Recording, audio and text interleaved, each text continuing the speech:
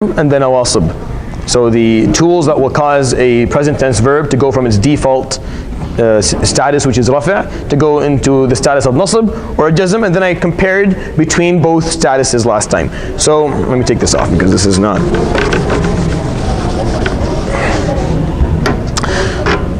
What I'm going to do is I'm going to continue by talking about al-marfu'at min al-asma', and then I'm going to do a revision of everything that we've done after that chapter, inshallah. Bab al-marfu'at min al-asma', the chapter of al-marfu'at. What does al-marfu'at mean? I'm probably do this standing up for today. So al-marfu'at,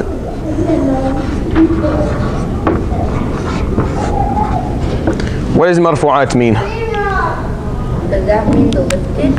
Yeah, so yes, if you were going to explain it literally, not grammatically, then yes, that would be the lifted. But from Arabic grammar, al-marfu' is in the status of rafa'.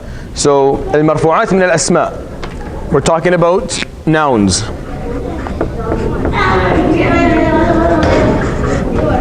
So we're not talking about present tense verbs that are marfu'. We're talking about different types of nouns that are going to be in the status of rafa'. And we have 7 different types of nouns that will be in the status of rafa' within a sentence. And we'll go through them one by one, and they're pretty simple once you understand them. So Imam Alajurroomiyyah rahimahullah قال المرفوعات سبعة وهي الفاعل. The first type, الفاعل. What is al-fa'il in English grammar? Is it the subject? Okay, the subject. Because I don't know. Alright. Now, what you need to know about the fa'il is the following. A fa'il only exists in a verb-based sentence. So before we talk about fa'il and how it works, I have to explain to you the 2 different types of sentences there are. So when you talk about sentences, we have 2 types of sentences. We have noun-based and we have verb-based. So if sentences are based on verbs and sentences that are based on nouns, how do we know if it's that or that? Basically what it begins with will kind of dictate the sentence. So how the sentence begins will tell us if it's going to be a noun-based or a verb-based. Sometimes a sentence will be complex. So it will be a noun-based, but within it there's a verb-based sentence. Or it's a verb-based sentence and within it there's a noun-based sentence. So there's different ways of looking at it. The fa'il only exists in a verb-based sentence. There is no such thing as a fa'il in a noun-based sentence. A noun-based sentence will have different things that are marfu'a. Like we'll talk about them inshallah in a second. But for now, when I talk about fa'il, we're talking about a verb-based sentence. Give me examples of a verb-based sentence. يلا هات لي شوف ارمي لك حبة. See, that's a noun-based sentence because it started with a noun. Flip it. Aywa, now it's a verb-based sentence. So how it begins, it's a noun-based. When you said Ahmed yal'ab, Ahmed plays, it's a noun-based sentence with a verb-based sentence in the middle of it. So that's a complex sentence, right?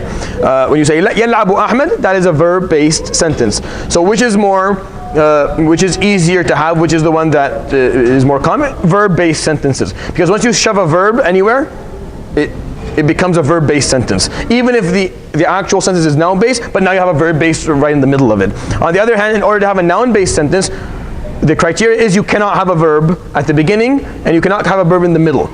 So it could be a noun-based sentence, but to have it purely noun-based with no verb-based sentence around, you can't have a verb added to it. So verbs are just a bit more contagious. The moment they come in, they turn something into a verb-based sentence. So what he says, يَلْعَبُ أَحْمَدُ.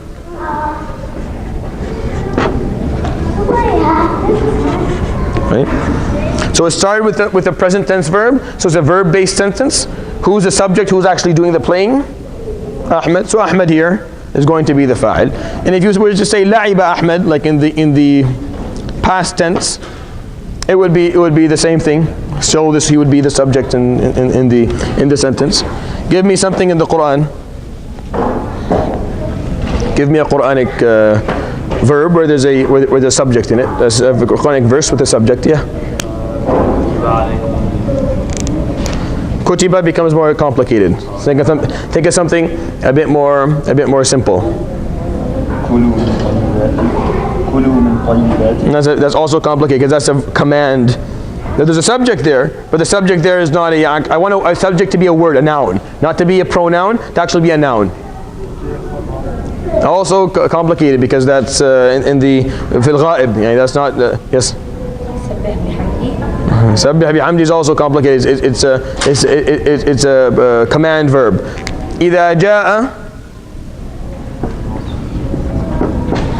إذا جاء نصر الله والفتح. Alright? Either, if it's a preposition, doesn't do anything, doesn't dictate whether the sentence is going to be noun based or if it's going to be verb based, it's just a preposition. Then ja'a, what is the ja'a? Yeah, so what is it? Is it a noun or a verb? It's a past tense verb, right? So when you find the past tense verb, then you know it's a verb based sentence, right? And then nasru is a subject. Who came? The victory of Allah. Right? So nasru. And we said it's al-marfu'at min al-asma, right? It's going to be marfu'. That's why we have what at the end of it? You have a dhamma. Alright? I'll do this slowly, don't worry. Just I want to kind of build up some understanding of what we're doing here. Okay, think of more ayat that you memorize that could have something like that.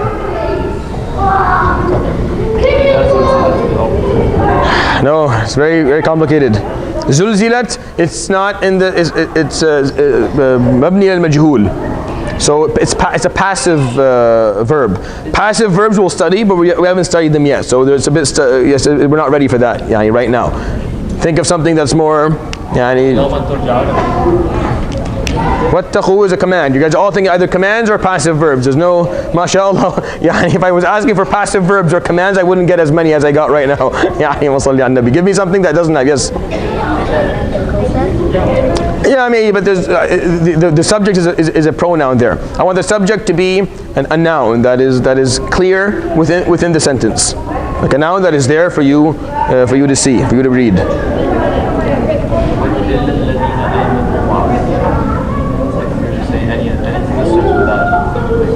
That work? That doesn't be. It's not. It's a noun-based sentence, right? Yeah. So you're thinking. You have to think of Juz' Amma. Just think of Juz' Amma. You'll find a lot of examples in it. If you just go through a few of the verses in your head.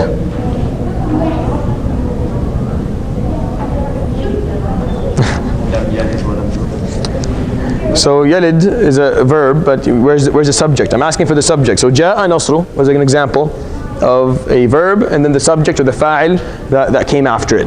So think of something in your mind of a surah where you can think of, or an ayat, any ayah. So I'll give you an example of something simple. So قال الله إني معكم. So qala is a past tense verb, right? He said. And then who said? Who's the subject? Right? Lafdul jalala Allah. So it's marfu'. It's a fa'il. It's marfu'. What is the marker of rafi' for it? Dhamma. So qala Allah. Qala Allah inni. Yes. What about qala rabbi? Would that also work? It would work. Qala rabbi would work as well. Would work very well. But it's hard to establish the marker on that one. I'm looking for things that are a bit more simple. Just something you can kind of look at and it makes sense to you the moment you look at it. Yes. Where's the subject in Ara'ayta an-nas? Which one is the subject?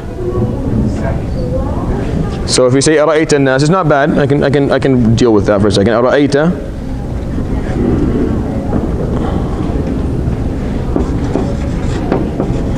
Where is that in the Quran? Ara'ayta an-nas. ورأيت الناس. Oh, sorry, I wasn't sure where you. ورأيت الناس. So رأي, right? So this is where the word ends. This is a past tense verb, right? Past tense verb. Who is the subject here?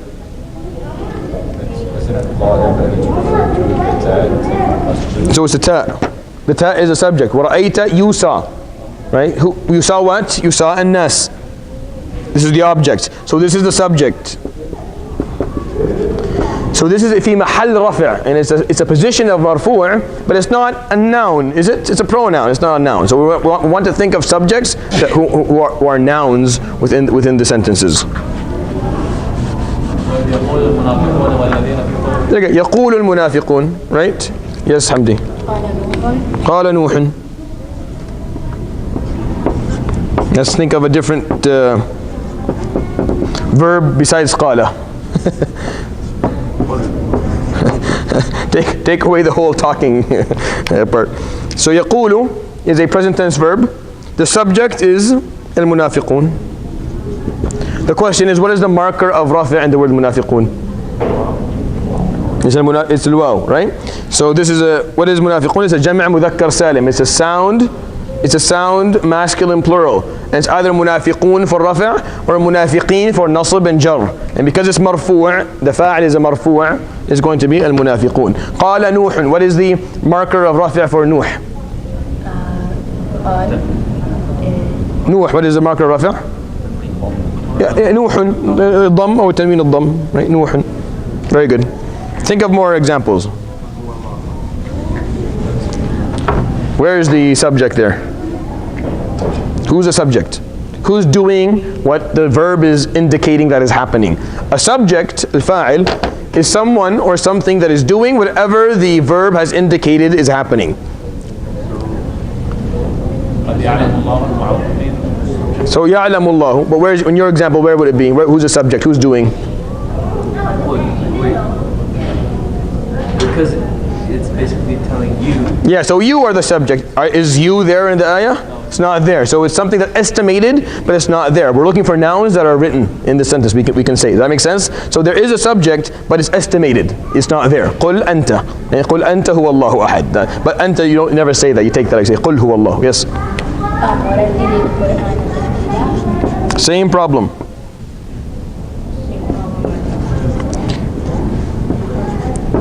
So warattil is a command. The subject is not written. The subject isn't there. Who's going to read? You. It's not written there. It's not in the sentence. يعلم الله. قد يعلم الله المعوقين منكم. يعلم is a present tense verb. He knows. Who knows? Allah knows. Right? So Allah is the subject, subhanahu wa ta'ala, and the subject is always marfu', and the marker of rafa' is going to be a dhamma. وجاء إخوة يوسف.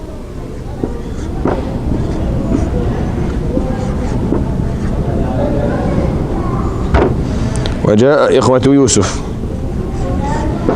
جاء, right, they came. It's a past tense verb. Who is the subject here? Who came? إخوة. Yusuf didn't come. It's his brothers. So إخوة is the subject. What is the marker of rafi' on the word إخوة? Think. It's a dhamma. إخوة. وجاء إخوة. يلا, what did you have?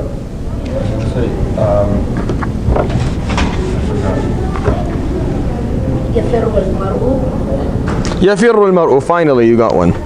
يفر المرء.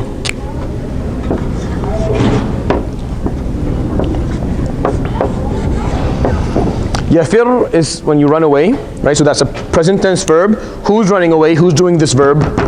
Al-mar', right? That's how you know what a fa'il is. A subject is who is ever performing what the verb is indicating. The verb is indicating fleeing, running away. Who's doing the running away? Al-mar'u, the human being. So he's marfu'. He's a fa'il, it's marfu'. What is the marker of rafi' on al-mar'? Yes, al-mar'u. يفر المرء من أخيه. Yes, what did you have? So جاء البشير. There you go. So جاء البشير. So we have a lot of قال and جاء so far. Let's see if we can get with new words. جاء البشير. The Bashir means the bearer of good news. جاء came. So who came? The bearer of good news. So he's a subject. What is the marker of rafi' on Bashir? Dhamma, very good. جاء البشير. يلا حمدي, give me another one. سمع الله. سمع الله. Sami'a is a verb that means to hear. Right? Who is doing the hearing? Allah subhanahu wa ta'ala. So he is a subject. It's marfu', so he's going to have a dhamma. Sami'a Allah. Who else had his hand up? Yalla ya Harun and Abdul Rahman, give me examples. You guys know enough of the Quran to give you examples. Yes? Okay, so who? Let's go through that. Ja'alt. What is the verb indicating?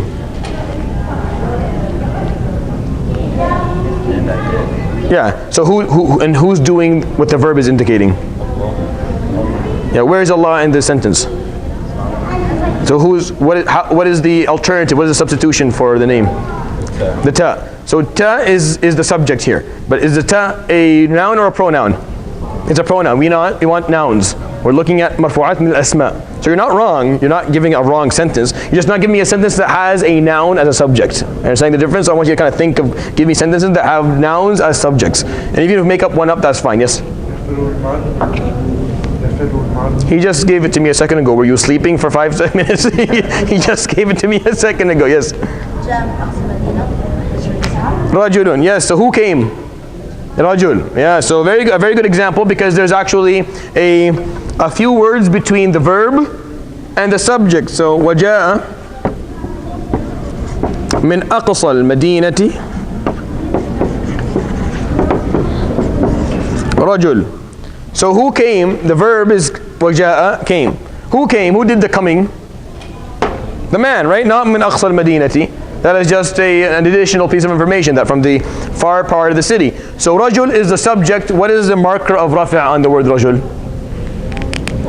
Dhamma. Rajulun. Rajulun yas'a. Right? Not rajulan. Very good example, Harun. Give me more. Give me more examples. This is important. Once you understand how the subject works, it becomes much easier for you to deal with the. So جعل الله.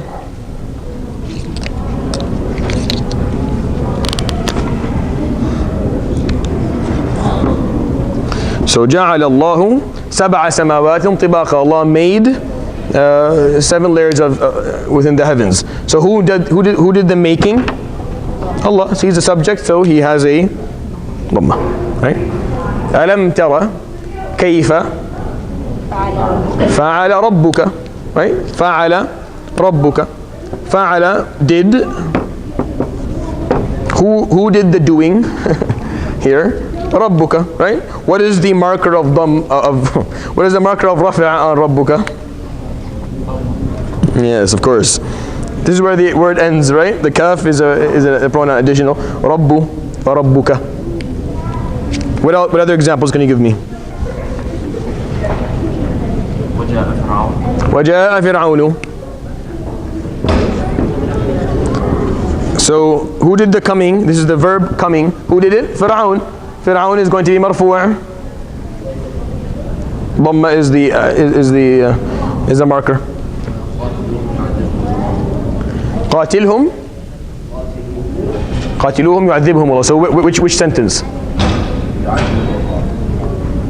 يعذبهم Allah. Who's the subject? Okay, what's the marker of rafa'? Very good. Why are you say it? So even if you're mistaken, like I'm not gonna bite your head off. فَيُعَذِّبُهُمُ اللَّهُ. Very good. So يُعَذِّبُهum. This is an interesting one, because again there's something between the verb and the subject, right? يُعَذِّب is punish. Who's doing the يُعَذِّبْهُم? Hum, they, right? So who's doing the punishing? They or Allah? Allah. If Allah subhanahu wa ta'ala is a subject here, so he will be marfu'. What is the marker of rafi' for him? For the lafz al-jalala? Al-dhamm. فبعث الله غرابا يبحث في الأرض. فبعث الله. بعث is sent. Right? Who did the sending? Allah. مضموم. I'm going to give you an example now that's kind of out of the. So pay attention to this, ya shatir. Show me shatartak al-aad hina. See if you can catch this. In the Quran, وَإِذِ ابْتَلَى.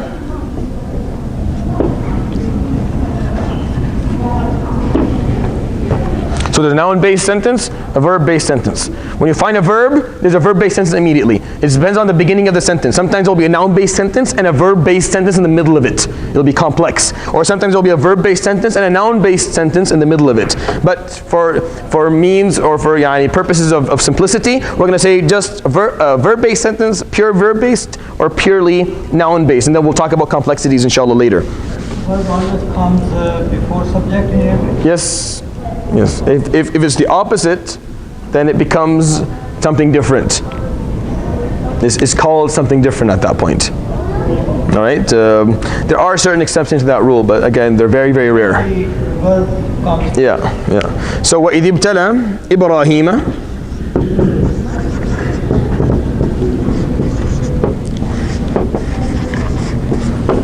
So Surah Al-Baqarah, there's a very known ayah, right? What ibtala means tested. It's a verb, right? So who is the subject here in the sentence? So who was tested? Who did the testing? Allah did the testing on Sayyidina. So who is the subject here in this sentence? Rabbu. So how do you see if it's marfu or not? What's the marker of rafa for it? Where? On the ba. So Rabbuhu. And then Ibrahim is the object, it gets a fatha. Now if you were to flip it, Ibrahimu Rabbahu, you would have a meaning that has some indication of kufr in it. That Ibrahim was testing God. And of course that doesn't work. Right? Another example.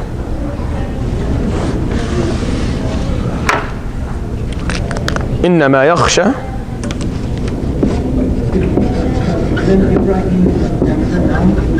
Yes. How much what? Ibtala. At the beginning of the sentence, ibtala is tested. Right? So it's a past tense verb meaning tested. إنما يخشى, revere, the verb, present tense verb with the meaning of revere. Allah Badihi Ulama. All right, so who's the subject here? Allah. No. Oh, the subject. Yakhsha. Yeah, the verb is yakhsha, right? Who is doing what the verb is indicating? The verb is indicating reverence. Who is performing the reverence? And ulama are performing the reverence for Allah subhanahu wa ta'ala, right? So who is the subject in this sentence? Al ulama. That's why Dhamma. And then إنما يخشى الله من عباده العلماء. If you switch it, the meaning becomes problematic. If you switch it, then if Allah is revering His creations, His scientists, then that becomes more of a problem in understanding it. Are you understanding how this works? So we're talking, because we're studying the subject. Subject is a marfu', is a word that will be given the status of rafi' amongst nouns. It is a part of a verb-based sentence. It has to be a verb-based sentence. And it'll be what the subject is. It is the person or the thing that is performing whatever the verb is indicating. It is the person, the one, or the thing that is performing whatever the verb is indicating. Yes, Ya Hamdi. Who's doing? What is the verb here? Yeah. So who's doing? What does arsalna mean? To like send. Yeah. Right. Who's doing the sending? Us. Yes. So us. Where's us in the word? Very good. Where's us in the sentence? No, that's to you. No, is not a noun or a pronoun. It's a pronoun. It's not a noun, right? That's why we're looking for sentences that have subjects that are nouns. Yeah. So again, the third time, mashallah, for the same. This is a very popular. Yeah. I'm going to give you an example now to show you how things can be confusing. غلبة. Right? غلبة. Musa, Isa. You have two brothers, one named Musa, the other named Isa. They're arm wrestling, and then one of them won. So I said غلب Musa Isa. So which one won? Musa. How do you know? Because it says غلب Musa. Yeah. What happens if this is the subject here? Yes. Could that be possible? In these type of, so what is the marker of rafa for Isa? What's the marker of rafa? Come on, give it to me, Muad. What's the marker of rafa for Isa? Ta'arif, you know, what's the marker? Yeah, dhamma what, but? Dhamma muqaddara. An estimated wow, a dhamma. Meaning it's not there, you can't put it. And here, if it were going to be the subject, it'd also be an estimated. So since we have no idea, we have no way to put a marker to find out which one, we just go by what Hamdi said. We go by the first person. This is impossible to be the opposite. It has to mean Musa one. It has to mean because of the sequence. Because the sequence is verb, subject, object. If you want to play around with that sequence, you have to have markers on the words for the person who is listening to know which person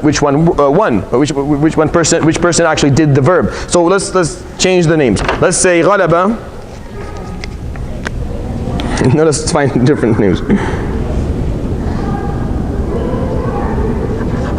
So let me just do this to bother him. So غلب عدنان معاذ. All right. So who's the subject here? Not necessarily. Here, if you can put markers to know, right? So it's based on who's marfu'. Based on which of these, because ghalaba is the verb, which I mean defeated, right? So whoever did the defeating, whoever won, will be marfu'. So if this is ghalaba, Adnana, Mu'adhu, then he won, right? Ghalaba, Adnana, Mu'adhu. Why would you say it like that? Is there a reason for you to say it like that? Yes, there is. In Arabic, from a meaning perspective, there are reasons why you would put the object before the subject. It would be either emphasizing the object or emphasizing the subject based on the context of the sentence. Like you want to bring out the fact that this is not a regular event. This was a big deal. Let's say I was the heavyweight champion, and the whole point was who beat Adnan?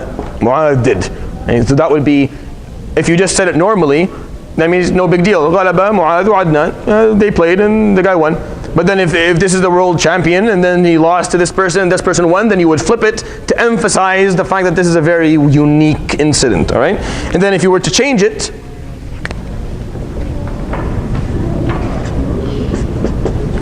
right? Then I won and he lost, as it should be. غَلَبَ عَدْنَانُ مُعَاذًا. Right? Because I become the subject, I won. I always win, by the way. You're never going to beat me.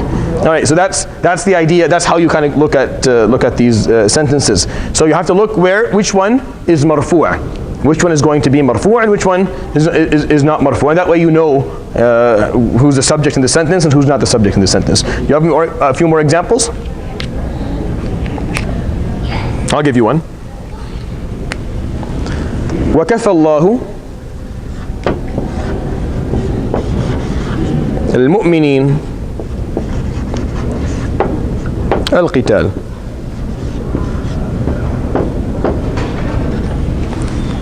Kafa means you've been protected from or saved from, right? So which one of these two words is going to be the subject? Who did the protecting here? Yeah, and it has to be. Can it be the opposite? Could it be the opposite? Why couldn't it be? Not just based on the meaning. What else? Because the word mu'mineen, what status is it in? Is it in the status of marfu'? No. See, if it was marfu', what would it be? Mu'minun, right? It wouldn't be mu'mineen. So the moment you say mu'mineen, you know this is not marfu'. It has to be this one. So lafdhul jalala is the subject and it's marfu', and the marker of rafa is going to be a dhamma. وَكَفَى اللَّهُ الْمُؤْمِنِينَ الْقِتَالِ.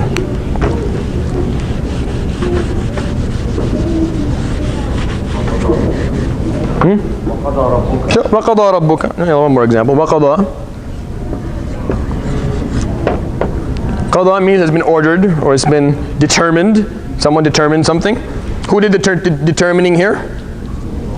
Allah subhanahu wa ta'ala, right? So Rabbuka. So it's marfu'. How do you know the marker of rafi' on this? You have to say where the word ends. The word ends at the ba here. The kaf is a pronoun, right? So what is the marker of rafi' on the word Rabb? No, Rabbuka. وَقَضَى رَبُّكَ. These things are very important. These little distinctions here make a difference. Yes? Where is the verb? That's not a verb. Right? أحد الله وعد الله.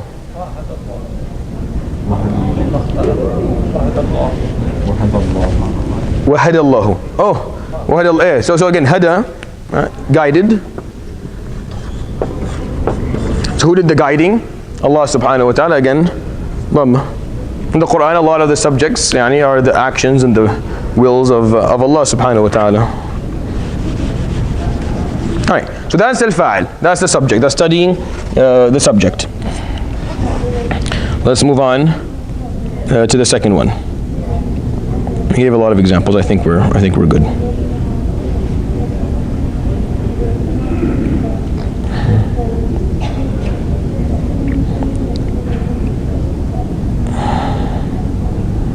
Alright, the second one. والمفعول الذي لم يسمى فاعله. المفعول الذي لم يسمى فاعله.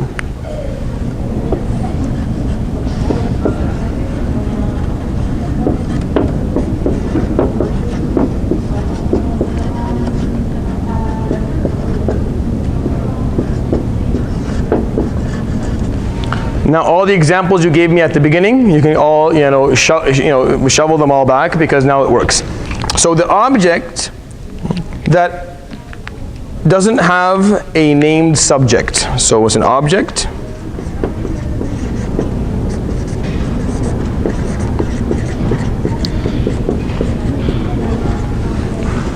an identified subject.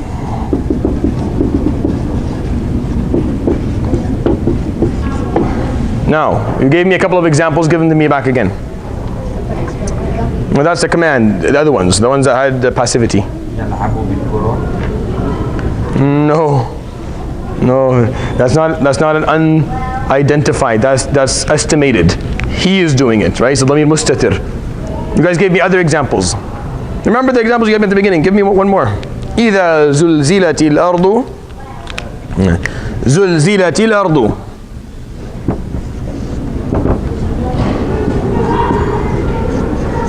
This is a verb, but this verb is in the passive tense. It's a past tense, but it's also in the passive tense. That's why it said zul zilati. It's not zalzala. If it was zalzalati, it would have been in the normal tense. Zulzilati means the passive tense. What's the passive verb? The work was done. The game was played. That's a passive tense, right? Played. By whom? I don't know, or I'm not telling you. But the game was played, meaning I removed the concept of the subject from the sentence altogether. I removed the subject from the sentence. So here, zulzilatil ard. Now who performed the zalzala? Right? But Allah subhanahu wa ta'ala performed it, has been removed from the sentence from conceptually. Meaning, this says the earth was shook. Right? The earth was either shaken or shook, I don't know which is the grammatically shook. So the earth was shook, meaning there's no subject anymore, right? But in the regular understanding of the sentence, you would say zalzalat is the verb, Allah is the subject, and al-ard is the object, correct? But in this tense, where it's zulzilati, where it's a passive tense, we remove the subject, suddenly the object doesn't have an identified subject, and it becomes marfu' instead. That's why إذا زلزلت what? إذا زلزلت ardu, right? Why not arda? It's an object. It should be mansub. It shouldn't be marfu'. But because the subject has not been identified, because the word is in the passive tense. إذا زلزلت الأرض زلزالها. On the other hand, وأخرجت الأرض is not passive tense. أخرجت removed what it has inside of it. Who did the removing? The earth did. The earth removed what was inside of it and put it outside. So the earth is a subject and it has a dhamma on it. But here, it is not a subject. It is an object that does not have an identified subject. So give me more examples that were similar to that. No, now you're giving me the right ones for the other one, for the subjects. Where's the verb there? There's no verb. You have to come like a verb. But there's no. Where's the object that doesn't have an identified subject? Qila is right. Qila is the right. You're thinking the right direction. But where's the object? Let's think of a noun, right? You have to look for a noun that comes after it. Yeah, kills it. When there's something calling, doesn't work anymore. Yahlifuna is not passive tense. Yeah, what would be passive tense for yahlifuna? Yuhlafuna. All right. Qatala, that is the direct tense. Qutila is the passive tense. Daraba, direct tense. Duriba, passive tense. Jumi'a, very good.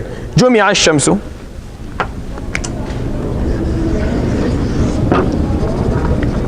So Jumi'a ash-shamsu. Now, Jumi'a is gathered. Who does the gathering?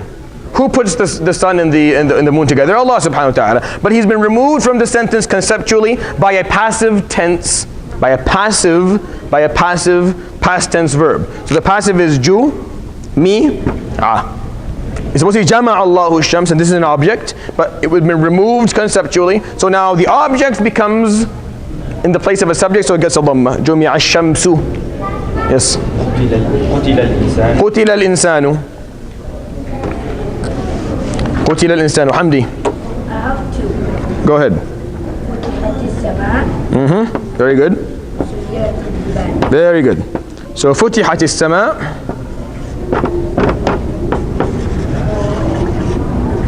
سيرت الجبال.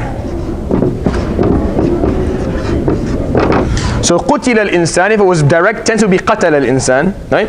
And who killed the human being, or who determined the human would die? Allah subhanahu wa ta'ala. He's been removed conceptually from the sentence with a passive verb قتل. Now the object, who is the human being, becomes marfu'a because it's an object that doesn't have an identified subject. Or you can say an object within a passive tense sentence.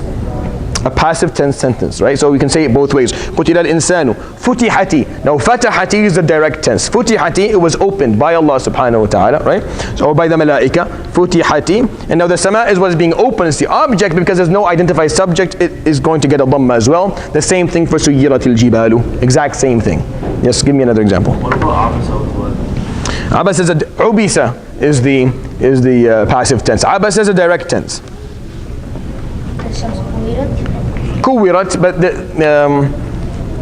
so what's the problem with the shamsu kuwirat? Kuwirat is a passive tense verb. The shamsu comes before it, so it's no longer an object. These two have to be within a verb-based sentence. A shams becomes before kuwirat, it's no longer a verb-based sentence. It's a noun-based sentence now. A shams is no longer a what is this? What is al-maf'ul alladhi yusamma fa'iluhu called in grammar today? It has a different name today. They call it na'ib fa'il. The substitute of the subject. So the subject tags out and tags in the object in its place. So it becomes so it's an object that's tagging in or substituting a subject because the subject has been conceptually removed from the sentence. What other examples can you give me? Where is that? You just made that up, right? MashaAllah. Think of Quranic examples.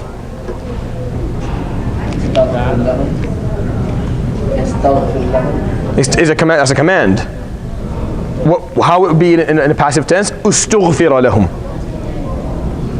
Right? Ustughfira would be the. What else can we think of?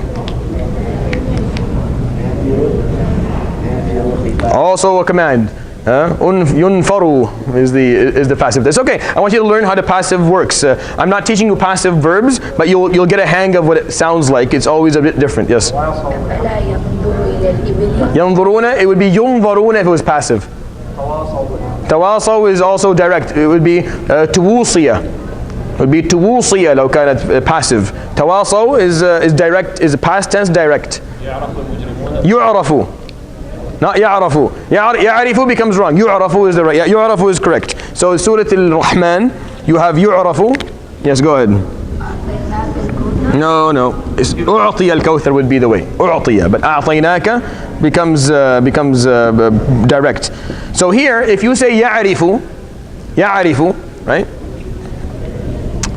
It becomes direct. Yu'rafu it becomes indirect. Arafa, what does the verb mean? The verb means to know something, right?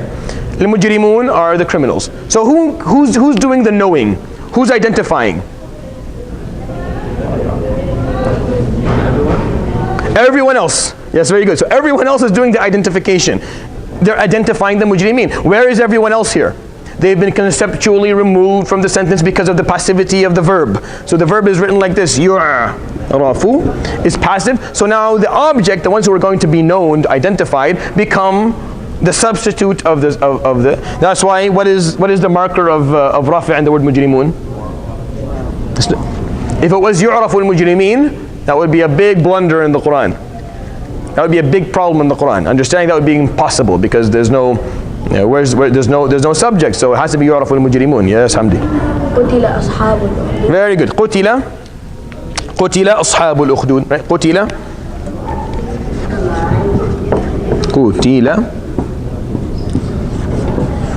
So who damned them to death, or damned them, or judged upon them, or ruled upon them death? Is where is Allah subhanahu wa ta'ala, right? But he's been conceptually moved from the sentence. So now they ashabul ukhdud become the substitute of the subject. So qutila ashabul ukhdud. All right.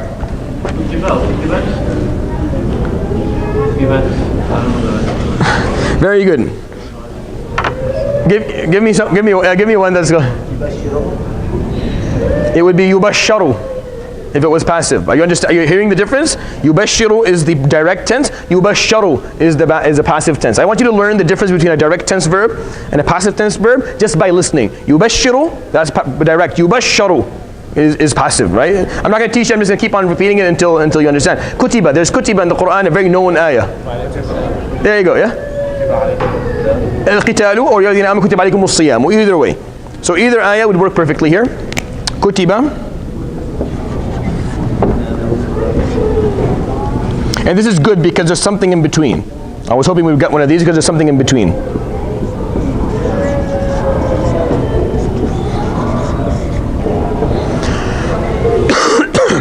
So what would the direct tense verb sound like here?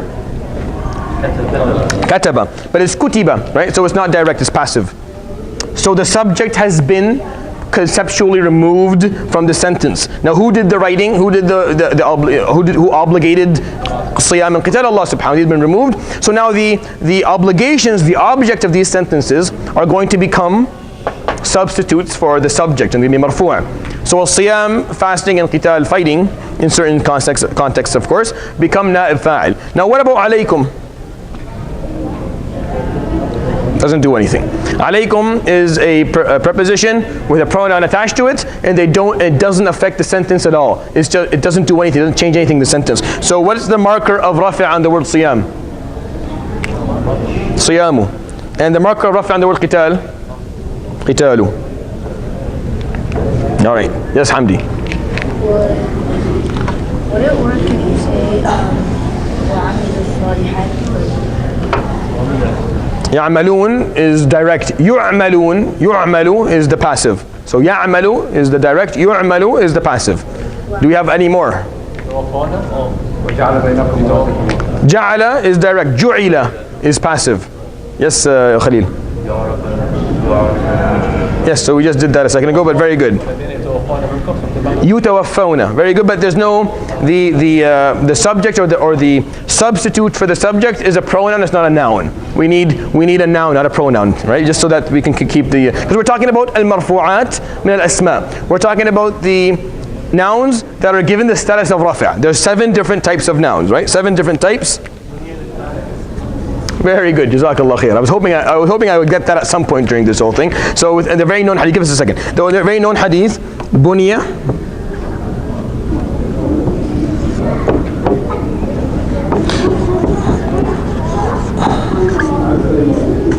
The question would be, yes, yeah, Hamdi, yes. Akhraja is direct. Ukhrija is passive. Now, what is the direct tense of Buniya? What would the direct tense be? Bana, right? Bana is direct. Buniya is going to be passive. So you know that conceptually, the subject of this sentence has been removed. Who is the one who built Islam on five pillars?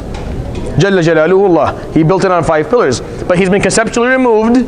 So Islam was built. That's what the sentence means. Islam has been built. So Islam is the object that doesn't have a subject, identified subject, or it's a substitute for the subject, and it's going to be marfu'. What is the marker of rafa' for it? بني الإسلام على 5. Right.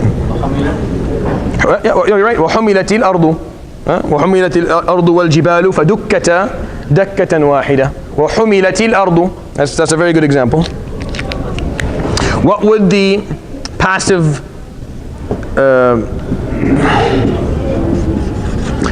verb sound like if it wasn't passive here? What would it be if it was direct?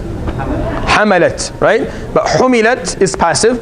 Who's going to carry the earth? And Qudratullah subhanahu wa ta'ala, the ability of Allah, has been conceptually removed, and now the object, which is the earth, becomes na'ib fa'il, becomes the substitute of the subject, or it's an object doesn't have a subject, and now it's marfu'. وَحُمِلَتِ الْأَرْضُ وَالْجِبَالُ. Inshaqqat is not passive. Why is this one but another one not? The verbs aren't the same. Inshaqqat is not a passive verb, it's a direct verb. It's a passive verb indirectly. It's a complicated one. Inshaqqat, when you add a noon to the beginning of it, it becomes a passive verb, but indirectly. So what is the passive tense of inshaqqat? Unshaqqat is never used. Shuqqat is used. Right? So you can say shuqqat, or you can say inshaqqat. Either way, similar meanings, but there is a difference. There is a difference. So humilat means there's an actual force that carried it. Inshaqqat means it ripped from the force of other things happening. It wasn't ripped directly, it was indirectly ripped. Inshaqqat is similar, right? That's the difference. Remind me today, I'll explain that a bit clearly. And we said that as well. But Jazakallah khair for coming in late and at least coming. No, I mean coming up with the examples, yeah. Khalaqa is direct. What would it be if it was passive? Khuliqa. Khuliqa would be if it were passive, but khalaqa is a direct, yes. Yunabba'u. Yunabba'u what? Just give me. Yunabba'u al-insanu. Very good, there you go. So what would the verb yunabba'u sound like if it wasn't passive? Yunabbi'u. Very good. Yunabbi'u would be how it would sound if it was not passive, but here it's passive, so it's yunabba'u. It would be ji'a. There you go. وَجِيءَ يَوْمَئِذٍ بِجَهَنَّمَ.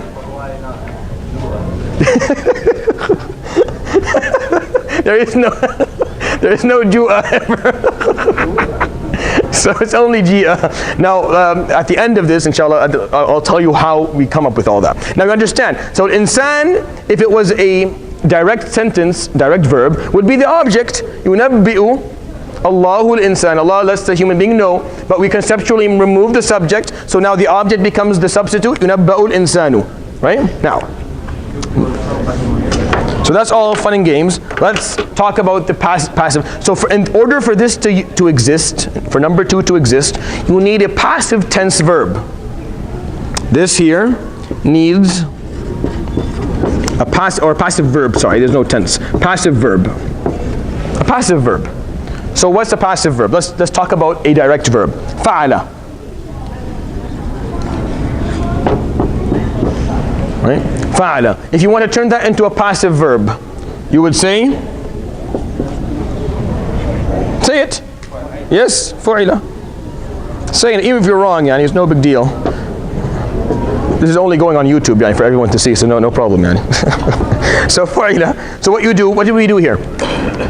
You put a dhamma on the first letter, and then you put a kasra on the second one. So give me examples. Daraba, doriba. Akala, ukila. Ukila. What else? Khalaqa, khuliqa. Shariba, shuriba. Very good. What else? Alima, ulima. Very good.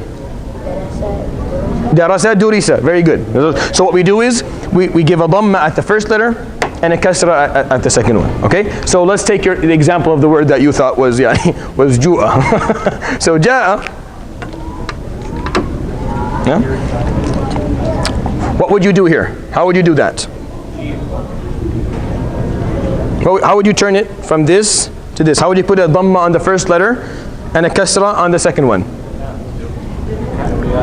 So it would look like this. Juwi'a. Arabs don't speak like that. So either we're going to get rid of the dhamma or get rid of the kasra. The dhamma is always more difficult, and the kasra is easier, so you hold on to the kasra and you just move this over here and turn this waw into a ya. Oh, khalasna. So qala would be, what would it turn into? Quwila. It will become quwila. No one speaks like that, so they just get rid of the waw, qila. Right? What else? Waqila, right? Waqila. Sama, it would turn into suwima. Sima, right? And that's, of course, that's it's never used, but that's how it would be used. What else example? Whatever the example is going to give me a word like that. Akala ukila, right? So it's fa'ala fu'ila, akala ukila, daraba duriba, qatala qutila, yani bata, bita. Yes? So bata would turn into bita. Mata, mita. Yeah. Yeah, qima. Qama, qima. Very good. So that's for the past tense. So for the present tense, yaf'alu.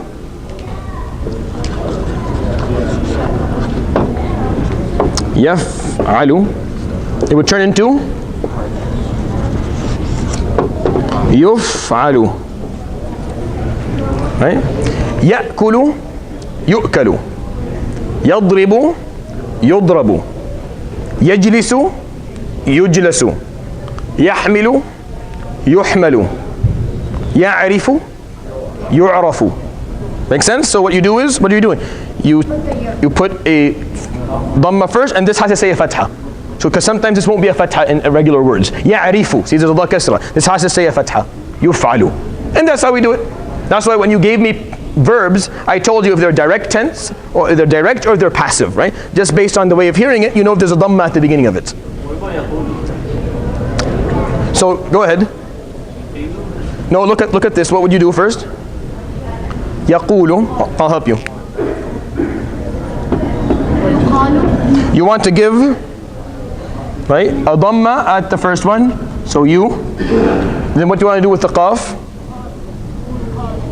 It's going to have a sukoon on it, and then a fatha on the waw. So yuqwalu. And no one speaks like that.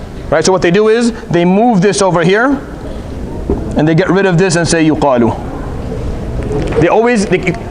Vowels in Arabic are interchangeable. So from a waw to a ya to an alif you can always change. We'll finish with that.